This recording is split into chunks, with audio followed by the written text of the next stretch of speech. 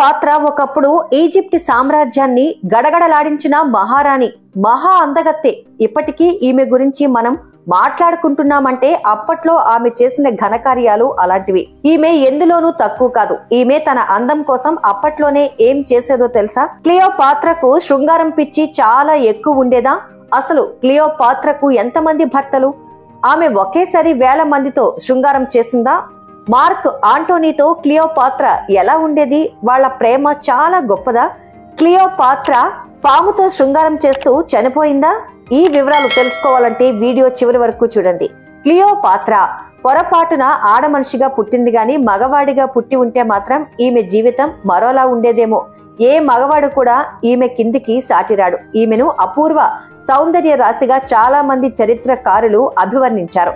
క్రీస్తు పూర్వం 70ల కాలంలో ఈజిప్ట్ 7వ మహారాణిగా ఒక వెలుగు వెలిగింది. క్లియోపాత్రకు చాలా పెద్ద కళ్ళుండేవి. ఈమె కనులు విశాలంగా కనిపించడానికి అప్పట్లోనే కృత్రిమమైన కనురెప్పలు అతికించుకుందట. వాటికి కాటుక బాగా దిద్దేదట. ఈమె ఒళ్లంతా సుగంధ ద్రవ్యాలు పూసుకునేది. వాటిని ఈమె నగ్నంగా ఉంటే ఈమె దగ్గర ఉండే చెలికత్తెలు ఒళ్లంతా పూసేవారంట. సుగంధ భరిత ఉత్పాదనల ప్రయోగాల కోసం ప్రత్యేకంగా ఒక సాలనే ఏర్పాటు చేయగా అందులో 1000 సంఖ్యలో పనివాళ్ళు రేయింబవళ్లు శ్రమించేవారట. పరిమళాలను ఆమె ఎంతగా ప్రేమించిందంటే సుగంధాలు వెదజల్లే విషపు లేపనం పూసుకొని మరీ చనిపోయిందట. క్లియోపాత్ర కాలం నుంచే సుగంధ ద్రవ్యాలను తయారు చేయడం తమ హక్కుగా ఈజిప్షియన్లు భావిస్తూ వచ్చారు. తన జుట్టు విషయంలో కూడా చాలా శ్రద్ధ వహించేవారు. ఆమె అప్పట్లోనే విగ్గులు వాడేది. వాటితో శిరోజాలను బారుగా చేసుకునేదట. పొట్టి జుట్టు కోసం బాల్డ్ హెయిర్ స్టైల్ ను పోలిన విగ్స్ అనేకం ఆమె వద్ద ఉండేవట. కర్బూజపు తీగలను పోలిన కేశాలంకరణ, అందులో సూర్య చంద్రుల గుర్తులున్న ఆభరణాలను ధరించేది. పెదాలకు ఇప్పుడు లిప్స్టిక్ యూజ్ చేస్తుంటారు, కానీ అప్పుడు ఆమె పెదాలు అందంగా కనిపించేందుకు చాలా శ్రద్ధ తీసుకునేది. ఐరన్ ఆక్సైడ్, మట్టి, సముద్రపు పాచి, ఇతర పదార్థాలను ఉపయోగించి పెదవులకు ఎరుపు రంగును సృష్టించేవారు క్లియోపాత్ర సౌందర్యశాలలోని తయారీదారులు. ఆ సమయంలోనే కొన్ని రకాల పౌడర్లను సృష్టించారు. క్లియోపాత్ర పెదాలను చూస్తే ఎంతటి మగాడికైనా ఆమె అందానికి ముగ్ధుడు కావాల్సిందే. క్లియోపాత్ర మహారాణికి ఉండవలసిన దర్పం, హుందాతనం చూపిస్తూనే ఎదుటివారిని రెచ్చగొట్టే ధోరణిలో వస్త్రాలను ధరించేది. అందం, అధికారం, ఐశ్వర్యం, మేధస్సు మొత్తం క్లియోపాత్రలో కనిపించేవి. ఆ అందానికి ఏ మగాడైనా ఆమెకు దాసోహం కావాల్సిందే.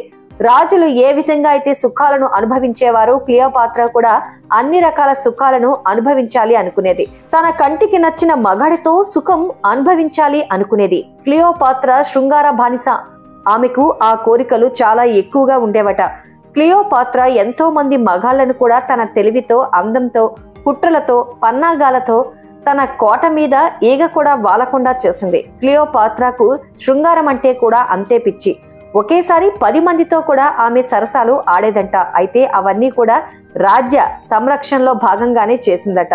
అలెగ్జాండర్ ది గ్రేట్ మరణానంతరం ఈజిప్ట్ ను పాలించిన హెల్లెనిస్టిక్ కాలపు గ్రీకు సంతతి కుటుంబానికి చెందిన టోలమాక్ రాజవంశపు స్త్రీ క్లియోపాత్ర. ఈజిప్ట్ దేవత ఇసిస్ గా క్లియోపాత్ర తనకు తాను భావించుకునేది. ఈజిప్ట్ల సంప్రదాయం ప్రకారం ఆమె తన సోదరులు టోలోమిలను వివాహం చేసుకొని వారితో రాజ్య పాలన చేస్తుండేది. తర్వాత ఆమె ఒంటరిగానే పాలన సాగించింది. ఇక ఆమె కుమారుడు సీజర్ హత్య తర్వాత ఆమె మార్క్ ఆంటోనీతో కలిసి పాలన సాగించింది. ఇక ఆంటోనీ, క్లియోపాత్రలను చరిత్రలో అత్యంత రొమాంటిక్ జంటగా చరిత్రకారులు పేర్కొన్నారు.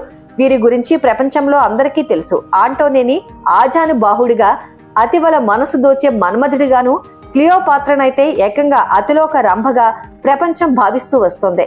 క్లియోపాత్ర ప్రమాదవశాత్తు పాము కాటుతో మరణించినట్లు కొందరు చరిత్రకారులు పేర్కొన్నారు. అయితే క్లియోపాత్ర ఓ సర్పాన్ని తన హృదయంపై పెట్టుకొని ఉద్దేశపూర్వకంగానే కాటు వేయించుకుందని తాజాగా కొందరు వ్యాఖ్యానించారు. ఆమె ఇలాంటి సాహసాలు కూడా చేసే ఉంటుంది.